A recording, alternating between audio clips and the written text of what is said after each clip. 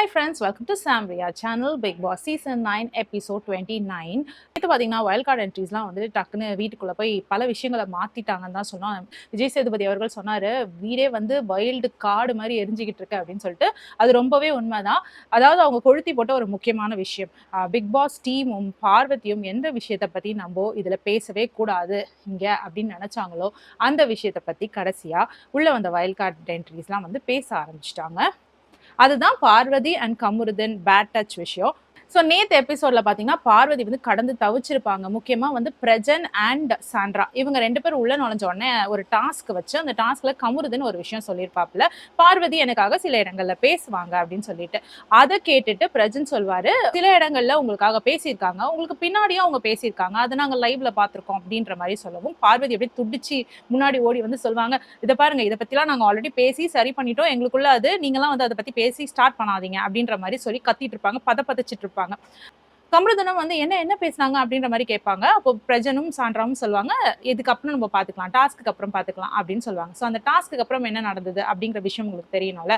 So அதுக்காக தான் இந்த வீடியோவை தொடர்ந்து பாருங்க. நேத்தே வந்து பார்வதி திக்குமுக்காடி போயிட்டாங்க, என்ன பண்றது, கமருதீனை எப்படி அடக்குறதுன்னு தெரியாம. ஏன்னா கமருதீன் ஒரு டைமுக்கு மேல பெண்கள் பிரச்சனை அப்படின்னு சொன்ன உடனே அந்த பெண்கள் பிரச்சனைன்ற வார்த்தை ஏற்கனவே திவாகர் சொல்லிட்டாரு, பெண்கள் விஷயத்துல நீ மாட்டிக்கிட்ட அப்படின்னு சொல்லிட்டு.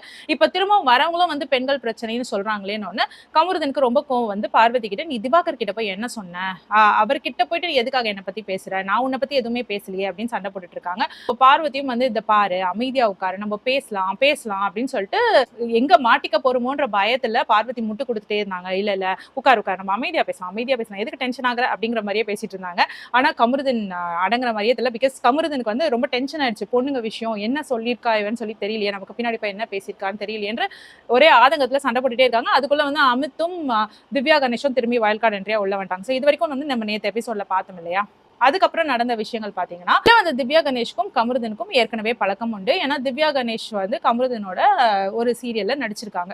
ஸோ அதனால அவங்க 2 பேரும் ஆல்ரெடி ஃப்ரெண்ட்ஸா, வெளியில ஃப்ரெண்ட்ஸ்ன்னு இல்லை, கொஞ்சம் தெரிஞ்சவங்க, கொஞ்சம் க்ளோஸா தெரிஞ்சவங்க. ஸோ அதனால என்ன பண்ணியிருக்காங்க, திவ்யா கணேஷ் உள்ள வந்த உடனே கமருதீன் கிட்ட என்ன நடந்தது ஏது நடந்தது அப்படின்றத விலாவாரியா சொல்லிட்டாங்க. அதாவது என்ன வார்த்தைகள் சொன்னாங்க அப்படின்றது முதல் கொண்டு பேட் டச் அப்படிங்கிற வார்த்தை வந்து கமருதீனுக்கு தெரிய வந்துருச்சு. ஸோ இது வந்து கமருதீனுக்கு பயங்கர டென்ஷன் ஆயிடுச்சு. இதை கமருதீன் கொண்டு போய் திவாகர் கிட்டையும் கேட்கிறாரு. இந்த மாதிரி பார்வதியை பத்தி பேட் டச் நான் பண்ணேன்னு சொல்லி சொன்னாலா அப்படின்ற விஷயத்தை கேட்கும் பொழுது அந்த இடத்துல திவாகர் என்ன பண்ணிடுறாரு, இல்ல அப்படி ஒரு விஷயமே நடக்கல அப்படிங்கிற மாதிரி பொய் சொல்லிடுறாரு பார்வதியை காப்பாத்துறதுக்கு. உடனே பார்வதியும், பத்தியா நான் சொல்லவே இல்லை, பத்தியா நீ தான் வந்து ஒழுங்கா கவனிக்காம குதிச்சுக்கிட்டு இருக்க, நான் சொல்றதை முதல்ல கேளு, ஃபர்ஸ்ட் நம்ம வந்து இங்க சபையில இப்படி பேச வேணாம், நடு ஹால்ல நின்று கத்தாத, வா நம்ம வெளியில போய் தனியா பேசலாம்னு சொல்லி தனியா கூப்பிடுறாங்க. ஆனா கமருதீன் அடங்கவே இல்லை, பயங்கரமா கத்துறாரு. இப்படிங்கிற விஷயத்தை தான் காட்டுறாங்க. அதுக்கப்புறம் அந்த விஷயத்தை பத்தி பெருசா நம்மளுக்கு காட்டல. இன்னும் டாக்ஸ் வந்து மேல போயிட்டு இருக்கு, அவர் என்ன பேசினாரு ஏது பேசினாரு அப்படிங்கறத வந்து மத்த வைல்ட் கார்டு என்ட்ரிஸும் வெளியில பாத்துட்டு வந்திருக்காங்க இல்லையா. ஸோ அவங்க எல்லாம் வேற அவங்களோட இன்புட்ஸை கொடுக்குறாங்க. ஸோ அது வந்து ரொம்ப பேடா போயிட்டு இருந்ததுனால நம்மளுக்கு அதை வந்து கட் பண்ணிட்டாங்க. அடுத்த நாள் மார்னிங்கும் பாத்தீங்கன்னா திவ்யா கணேஷ் கமருதீன் கிட்ட வந்துட்டு எந்தெந்த விஷயங்கள் தப்பா போச்சு அப்படிங்கறத பத்தி விளக்கி சொல்லிட்டு இருக்காங்க. பார்வதி கையில எழுதி காமிச்சதா இருக்கட்டும், இல்லைன்னா வந்துட்டு டைனிங் ஹால்ல உட்காந்துட்டு நீங்க 2 பேர் பேசின விஷயங்களா இருக்கட்டும், அந்த சாப்பாடை வச்சு இன்டைரக்டா ஒரு 18+ கண்டென்ட் நீங்க பண்ணிட்டு இருந்தீங்க இல்லையா. ஸோ அதுவா இருக்கட்டும், இதெல்லாம் வந்து வெளியில ரொம்ப ரொம்ப தப்பா போயிருக்கு அப்படின்னு திவ்யா கணேஷ் சொல்லியிருக்காங்க. அதே வந்து பார்வதியும் வந்து திவ்யா கணேஷ் கிட்ட என்ன நடக்குதுன்னு வெளியில கேட்டப்போ பார்வதி கிட்டையும் அதே விஷயத்தை தான் திவ்யா கணேஷ் சொன்னாங்க. நான் சொல்லும் பொழுதே வந்து நான் இதை சொல்றேன், ஆனா நீங்க திரும்பி என்ன ஃபயர் பண்ணக்கூடாது அப்படின்னு சொல்லி கேட்டுட்டு தான் சொல்றாங்க. டைனிங் டேபிள் விஷயங்களும் அவர் கையில எழுதி காமிச்ச விஷயங்கள்லாம் தவறா தான் வெளியில பேசிட்டு இருக்காங்க அப்படின்னு சொல்லவும், அதுக்கு பார்வதி வந்து இதுல பாத்தீங்கன்னா எந்த ஒரு இடத்துலயுமே வந்து நான் இனிஷியேட் பண்ணல, அந்த டைனிங் டேபிள் கான்வர்சேஷன்ல கூட நான் இனிஷியேட் பண்ணல, கமருதீன் தான் பேசியிருப்பாப்ல, நான் கூட சேர்ந்து பேசியிருப்பேன் அப்படின்னு. சரி, என்னவாக இருக்கட்டும், நீங்க கமருதீன் இனிஷியேட் பண்ணி நீங்க கூட சேர்ந்து பேசினாலும் நீங்க அங்க ஒரு ஸ்பேஸ் கொடுக்குறீங்க இல்லையா பார்வதி. அப்படி நீங்க ஸ்பேஸ் கொடுக்கும் பொழுது அவர் வந்து ஸ்பேஸ் எடுத்துக்க தான் செய்வாரு. சரி, ஸ்பேஸ் எடுத்து 2 பேரும் ஒரு இடத்துல பேசிட்டு அப்புறம் தனியா வந்துட்டு நீங்க அவரை மட்டுமே தப்புன்னு சொல்லிட்டு இன்னொருத்தர்கிட்ட நீங்க ரெஜிஸ்டர் பண்றீங்க. அதுவும் யாரு, திவாகர் கிட்ட சொல்றீங்க. திவாகர் மூலமா கேமரால நீங்க ரெஜிஸ்டர் பண்றீங்க, கமருதீனுடைய கேரக்டரை பத்தி தப்பா சொல்றீங்க, அவர் வந்து என்ன பேட் டச் பண்றாரு அப்படிங்கிற ஒரு விஷயத்த சொல்றீங்க. சொல்லிட்டு அதுக்கு பின்னாடி நீங்க என்னென்ன ஸ்டெப்ஸ் எடுக்கிறீங்கன்னு பாத்தீங்கன்னா ஒரு விக்டிம் கார்டு பிளே பண்றீங்க. அதாவது காதலித்து ஏமாற்றப்பட்ட பெண் அப்படிங்கிற மாதிரி ஒரு விக்டிம் கார்டு பிளே பண்றீங்க. என்ன வச்சு டபுள் ட்ராக் ஓட்ட பார்த்தான், அதனால வந்து நான் பிரிஞ்சு வந்துட்டேன், அது இல்லாம அவன் தப்பாலாம் என்ன தொடுறான், நான் வந்து ஒருவனுக்கு ஒருத்தின்னு வாழ்றவ, என்கிட்ட இந்த மாதிரி டேட் பண்ணா கூட கமிட்மெண்ட் வேணும் அப்படின்னு உங்களை பத்தி உயர்வா பேசிட்டும் இன்னொரு பர்சனை வந்து ரொம்ப பேடா இவன் வந்து தப்பா நடந்துக்க ட்ரை பண்றான் அப்படின்னு சொல்லிட்டு இங்க வந்து கமருதன் ரொம்ப நல்லவர் அப்படின்னா நான் சொல்லவே வரல. இடம் கொடுத்தா அட்வான்டேஜ் எடுக்க தானே செய்வாங்க. ஸோ நீங்க இடம் கொடுத்தீங்க, அது அட்வான்டேஜ் எடுத்தாங்க. அண்ட் இது எல்லாமே வந்து உங்களுடைய கேம் பிளானா தான் என்ன பொறுத்த வரைக்கும் தெரிஞ்சிச்சு. அண்ட் நிறைய பேருடைய கருத்தும் அதுவா தான் இருக்கு. இது ஏன்னா வந்து ஒருத்தர் தப்பா பேசுறீங்க, அவர்கிட்டயே திரும்ப சிரிச்சு பேசுறீங்க, திரும்ப வந்து வீக்கெண்ட் எபிசோட்ல அந்த விஷயம் பெருசா உருவெடுத்துற போதும் அப்படின்னு சொல்லிட்டு அவர் கையில போய் ப்ராமிஸ் வாங்கிக்கிறீங்க. என்னை பத்தி நீ எதுவும் பேசக்கூடாது, உன்னை பத்தி நான் எதுவும் பேசக்கூடாது, லவ் கண்டென்ட் பண்ணக்கூடாதுன்னு சொல்லிட்டு உங்களுக்கு என்னென்ன விஷயம்லாம் சேஃபா இருக்கணும்னு நினைக்கிறீங்களோ அந்த விஷயத்துக்குலாம் அவர்கிட்ட ப்ராமிஸ் வாங்கிக்கிறீங்க, அவருடைய வாயை அடைக்கிறீங்க. அங்க பத்தாததுக்கு இந்த விஷயம்லாம் வெளியில வந்துடக்கூடாதுன்னு உங்க கூடவே வந்துட்டு அவர்கிட்ட அன்பு பாசம்ன்ற விஷயத்த காமிச்சு நீங்க என்னோட ஃப்ரெண்டு, நீ எனக்கு துரோகம் பண்ணக்கூடாது அப்படின்ற மாதிரி உங்க கூடவே வச்சு தடவி கொடுத்துட்டு இருக்கீங்க. ஸோ இதெல்லாம் பார்க்கும் பொழுது ரொம்ப ஓப்பனாவே தெரியுது நீங்க என்ன பண்ண ட்ரை பண்றீங்க அப்படின்னு சொல்லிட்டு. கமருதனை நீங்க கேம்காக யூஸ் பண்ண ட்ரை பண்றீங்கன்றது வந்து ரொம்ப கிளியராவே தெரியுது. ஸோ கணேஷ் கிட்ட உட்காந்து பேசும்பொழுது திவ்யா கணேஷும் அதே தான் கேட்கறாங்க. இதை நீங்க வந்துட்டு ஒரு தடவை அவர் வந்து பேட் டச் பண்றாருன்னு சொல்றீங்க. அதுக்கப்புறம் பின்னாடி வந்து அவர்கிட்டயே நல்லபடியா பேசுறீங்க. அதெல்லாம் பார்க்கும் பொழுது எங்களுக்கு என்ன தோணும், ஓகே இவங்க ஒருவேளை நடிக்கிறாங்களோ அப்படின்னு தானே எங்களுக்கும் தோணும் அப்படி திவ்யா கணேஷ் கேட்குறாங்க. அது மட்டும் இல்லாம உங்க அம்மாலாம் இதை பார்த்தா எப்படி இருக்கும் அவங்களுக்குன்னு யோசிச்சு பாருன்னு அப்போ வந்து அக்செப்ட் பண்ணிக்கிறாங்க பார்வதி. ஆமா ஆமா கரெக்ட், இது எங்க அம்மாக்கெல்லாம் அது கஷ்டமா தான் இருக்கும் அப்படின்ற மாதிரி ஒத்துக்கிறாங்க. ஸோ இதெல்லாம் பேசி முடிச்சோன்னா ஒரு அக்செப்டன்ஸ் வந்துருச்சு போல பார்வதி கிட்ட அப்படின்னு தான் நம்மளுக்கு தோணுது. ஆனா திரும்பவும் மேக்கப் போட்டுக்கிட்டு இருக்கும் பொழுது திவ்யா கணேஷ் வந்து வாங்க சாப்பிடலாம்னு எல்லாரையும் கூப்பிடுறாங்க. அப்போ பார்வதியும் வந்து சாப்பிட வாங்கன்னு கூப்பிட்டுட்டு, ஆனா திவ்யா கணேஷ் நக்கெல்லாம் வந்து நடந்ததெல்லாம் நினைச்சு ஃபீல் பண்ணி சாப்பாட்டு மேலாம் கோவத்தை காட்டாதீங்க, வாங்க சாப்பிடலாம் அப்படின்னு சொல்றாங்க.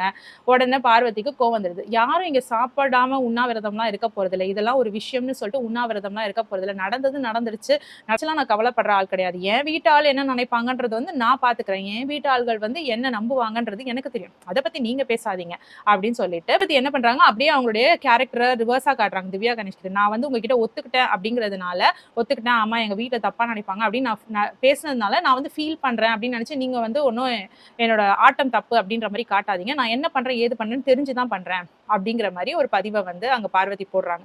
நீங்க வந்து என் மேல இரக்கம் காட்டுற மாதிரிலாம் நடிக்காதீங்க அப்படின்னு சொல்லவும் திவ்யா கணேஷும் கேட்குறாங்க, நீங்க வந்து கேட்டீங்க அதனால தான் நான் சொன்னேன், சொல்லும் பொழுதே சொன்னேன் நீங்க திரும்பி என்ன ஃபயர் பண்ணக்கூடாதுன்ட்டு, அப்படி சொல்லி தான் நான் உங்ககிட்ட விஷயத்த சொன்னேன், அப்படியும் நீங்க இதை பண்றீங்க பாத்தீங்களா அப்படின்னு சொல்றாங்க.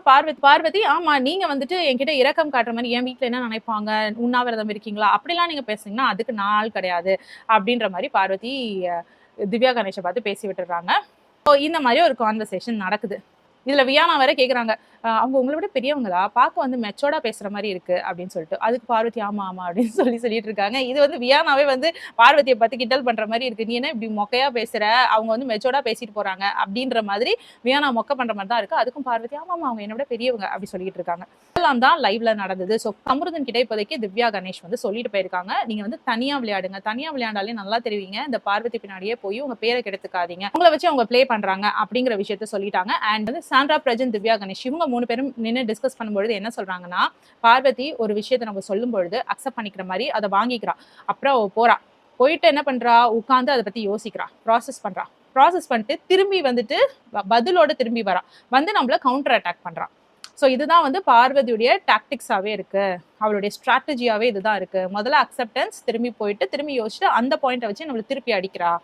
ஸோ இதுதான் வந்து பார்வதியுடைய ஸ்ட்ராட்டஜி அப்படின்ற மாதிரி சாண்ட்ரா அழகா திவ்யா கணேஷ் கிட்ட சொல்லிட்டு இருக்காங்க. அண்ட் திவ்யா கணேஷும் சொல்றாங்க, இந்த திவாகரும் வந்து தரம் தராதரம் இதெல்லாம் எதை வச்சு பேசுறாருன்னு நல்லாவே தெரியுது. ஏன்னா வெளியில வந்து அவர் தரம் தராதரம்னு பேசுறது வந்து அந்த காஸ்ட்டை வச்சுதான் அவர் பேசிட்டு இருக்காரு இல்லையா, நம்மளுடைய பல வீடியோக்கள்ல அவரது பார்த்திருக்கும். ஸோ வந்துட்டு திவ்யா கணேஷும் மீன் பண்றாங்க. ஸோ அவர் வந்து அந்த மாதிரி விஷயங்களை தான் வச்சு தரம் தராதரம் வந்து அவர் மெஷர் பண்றாரு, அப்படி பண்றாருன்னா அது ரொம்ப தப்பு அப்படின்னு சொல்லிட்டு திவ்யா கணேஷ் வந்துட்டு சொல்லிட்டு இருந்தாங்க.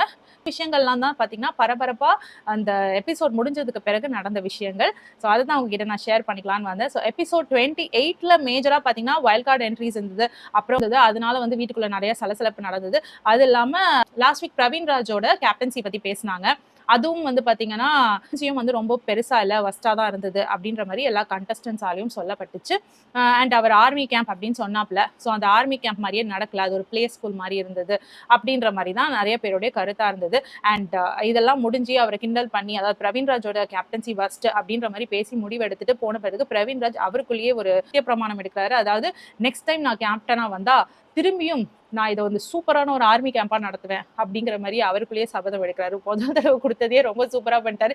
இன்னொரு தடவை கொடுத்து அதையும் வந்து திரும்பி ஆர்மி கேம்பா தான் நடத்துவேன் அப்படின்னு வந்துட்டு அவர் சத்திய பிரமாணம் எடுத்திருக்கிறது வந்து பாராட்ட தகுந்த விஷயம். ஸோ பார்க்கலாம் அவர் திட்டனா வந்தா என்ன மாத்துறாரு, என்ன மாத்தி செய்யறாரு அப்படின்றத நம்மளும் பார்க்கலாம். முக்கியமா வந்து துஷார் அண்ட் அரோரா ஒரு முடிவு எடுத்திருக்காங்க. அந்த முடிவு என்னன்னா, நம்ம 2 பேரும் ஒண்ணா உட்காந்து பேசக்கூடாது. நம்ம வந்துட்டு கூட்டமா இருக்கிற இடத்துல பேசிக்கலாம். மற்றபடி ஒன்னா தனியா உட்காந்து பேசுறோம்ல, அதை அவாய்ட் பண்ணிக்கலாம். இனிமே நான் கேம்ல கான்சென்ட்ரேட் பண்ண போறேன் அப்படின்ற மாதிரி அரோரா சொல்லியிருக்காங்க. அண்ட் துஷாரும் வந்துட்டு பேசலன்னு உடனே ஷாக் ஆயிடாரு. ஐயோ பேச மாட்டியா, இங்கேயா இல்ல வெளியில போயா அப்படின்லாம் கேட்டாரு. அதுக்கு வந்துட்டு அரோரா இல்ல இங்கதான், நம்ம இங்க பேச வேணாம், தனியா உட்காந்து பேசணும்ல, அது பண்ண வேணாம் அப்படின்ற ஒரு நல்ல முடிவை எடுத்தாங்க. அப்ப துஷாரா ஓகே ஓகே, இங்க நம்ம பேச வேணாம், நம்ம ஆனா கூட்டத்துல இருக்கும் பொழுது பேசிக்கலாம், தனியா உட்காந்து பேச வேணாம் அப்படிங்கிற மாதிரி சொல்றாங்க. ஸோ உள்ள வந்த பிரஜனும் சாண்ட்ராவும் அரோராவை பார்த்து ரொம்ப வேஸ்ட் நீங்க அப்படின்ற மாதிரி சொல்லி அவங்க பேப்பரை கிழிச்சு போட்டோன்னு தட் வாஸ் சோ ரூட் அப்படிங்கிறாங்க அரோராவுக்கு வந்து பாத்தீங்கன்னா கேமே புரியல, கேம்ல அவங்க இல்லவே இல்லை, அவங்களுக்குன்னு ஒரு ஸ்ட்ராட்டஜியும் இல்லை. ஸோ அவங்களுக்கு இவ்வளவு நாள் கொடுத்ததே வந்து அதிகம். ஸோ தாராளமா அவங்க வந்துட்டு பிக் பாஸ் வீட்டை விட்டு கிளம்பலாம். பிகாஸ் அவங்க கண்டென்ட் ஒன்றும் கொடுக்கறது கிடையாது. ஸோ இந்த வாரம் வந்து நாமினேஷன் மிக்சரா வந்திருக்கு அப்படின்னு சொல்றாங்க. ஏகப்பட்ட பேர் உள்ள வந்திருக்கிறதா சொல்லியிருக்காங்க. கனி, சுபிக்ஷா அண்ட் இன்னும் ஒரு பர்சன் தவிர மற்ற எல்லாருமே வந்துட்டு நாமினேஷன்ல வந்திருக்கிறதா சொல்றாங்க. ஸோ விஜய் சேதுபதி அவர்கள் விட்ட ரிவீட்ல எல்லாரும் வந்து ஒழுங்கா நாமினேட் பண்றாங்கன்னு நினைக்கிறேன். ஸோ சூப்பரா இனிமே எபிசோட்ஸ்லாம் போகும்னு நம்பலாம். வேற ஒரு வீடியோல உங்களை திரும்பவும் மீட் பண்றேன். Until then, it's bye from Jemima. Take care.